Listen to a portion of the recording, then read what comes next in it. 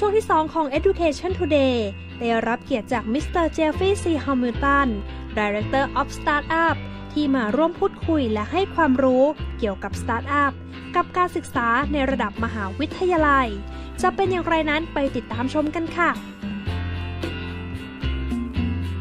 So Thailand has positioned itself to be the center of science innovation driven for the economy and a center for startup in the Asia Pacific region. Do you think that's going to happen? I definitely think it will happen.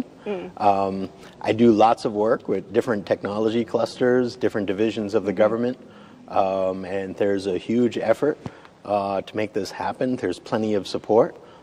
It's really, really exciting for me.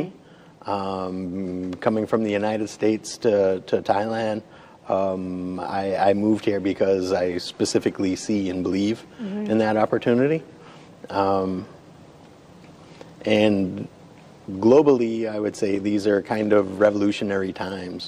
So the way we design, develop, and manufacture products is all changing. The way companies innovate and try to reach new markets is all changing. So I think that paired with the fact that I would say the most creative people in Asia are in Thailand. So you think based on my work experience. It's the right timing for Thailand. Yes, I would definitely say it's the right timing. Yes, definitely. What about at a smaller scale, the university scale? Do you think it's important to start here, or yes? Because many universities are doing startup programs, both successful and unsuccessful. But Agreed. From your experience, what's your viewpoint? I would say the university is the perfect place. Especially a private university like Rangsit University. We, I would say, are more dynamic, we have more flexibility and more freedom to make moves, whereas the government universities have strict protocols that they have to follow. Right. And I would also say we have all of the resources that people need, like what it takes in terms of human power. We have great teachers, great students, and also the facilities that are on the universities, all the equipment, all the tools and anything you would need, the computing power, we have the ability to pretty much launch anything we would want. So if a student at a university wants to be a business owner, want to start up something, he has great ideas, what would be your recommendation? My recommendation would be set a goal and don't stop until you get there. Okay. So we read about success stories, but we don't read about how difficult it is to achieve that level of success. Going forward a little bit at a time is better than stopping. Never give up. Align yourself with the right people and set the goal and keep going. Your initial responsibility is to bring that idea to life in the most minimal way possible. The least amount of money, the least amount of time, the least amount of resources invested to get something that people can evaluate, collect feedback, and your future investments should be improving that based on the feedback. So for example, if you have really great idea, it does not mean that it would necessarily sell. Correct. In the market. Right. We see many businesses try to launch new products. The quantitative data, the numbers, the market share, they believe it's really successful. Big companies make huge investments to try to launch a new product, and that product doesn't really succeed. So there's strategic ways to navigate this to help ensure success, especially for startups. Does meeting the right people count? Meeting the right people, I would say, is maybe 90% of it, right? Having the right people not only on your team and developing with you, but having the right mentors, having people who can make the right introductions for you, and making sure that you are selling the right product to the right customer. And you've recently taken on this new role of leading the startup. Yes, very excited about that. Which is called DevHub. DevHub, Do you want to introduce us to that? Okay, so DevHub right now, we have recruited and hired some really fantastic, dynamic people who are going to support the different startup groups in the university. We are meeting with the different deans of the different faculties. We are seeing what kind of projects or technology they have in their department, and we're measuring the level of interest with students. And soon we will begin to start hosting events where students will pitch their ideas to venture capital firms, and keep trying to climb the levels of success until their products are commercialized. What is your role, though? My role is kind of facilitator and conductor.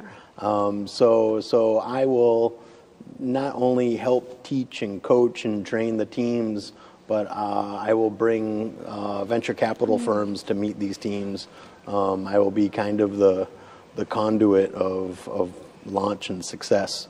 So right now we're talking with venture capital firms in Singapore, Hong Kong, China, and then some of my relationships in the United States. So there's lots of interest building for this, for the DevHub. Many universities, besides Rangsit universities, are also starting their own startups, some with more experience. What do you see as a successful, the competitive advantage that Rangsit has over other universities, if any, of course? I see the competitive advantage in being a private university. The public universities, they're great schools, they have great teachers, great students, but the system that operates these schools tends to be very slow, very bureaucratic. And us being a private university, we have the ability to make moves faster. We have the ability to recruit and do things with the outside world, I would say, a bit more smoothly. Right. This is more attractive for private companies. This is more attractive for venture capital firms because we are, I would, lack of a better term, we're more easy to do business with. And easier to access as well. Yeah, easier access. So for example, in 10 years, what do you see startup in Thailand to be? What is that? In 10 years' time, I see startups in Thailand contributing for a major part of the economy. I see. In what sector in particular? I come from a medical background, okay. so I think medical is going to be huge. And it's one of the components of Thailand 4.0. So Thailand is #1 in the region for healthcare.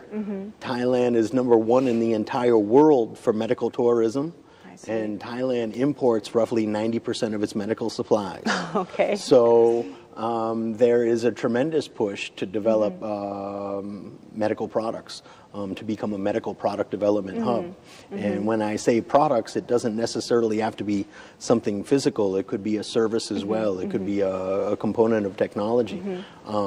And in ICT, information and communications technologies, not only is it an amazing industry on its own, but when you pair that with the medical community, that creates lots of really new, really exciting opportunities. Any particular business startups that you have a hands-on experience with in Thailand relating to the medical industry? So for that, I've met lots of amazing, great people in all different technology clusters in and around Thailand. I've met amazing companies, and I've worked in a number of the different universities. I've had kind of a bird's eye view of the startup community, and it's really, really exciting times. There's kind of an energy. R&D is still new to Thailand, and the people working in this space are really creative, really exciting people to work with on all levels. So there's a lot of potential for Thailand. That's lots great of to potential, hear. yes. And the government is giving the right amount of support. We need more support from the private sector in Thailand. Right now, there's kind of a misconception where some startups are trying to rely solely on the government funding that they receive or support from the technology clusters. There needs to be, I would say, equal support coming from the private sector. Lots of the big companies in Thailand typically make very small incremental changes with regard to innovation. But that leaves lots of room wide open for the startups. You can innovate big and fast. You can become very successful very quickly. Any last words you want to say about a startup in Thailand and make them successful, or anybody who's looking into doing their own startups? I think I would go back to no matter what, don't quit. Don't quit. Set a goal and don't quit. You can adapt, you can be flexible, you can change your plan, you can change your strategy, but don't change your goal and don't quit. Work with amazing people, love what you do, have passion for what you do, and you will be successful. All right.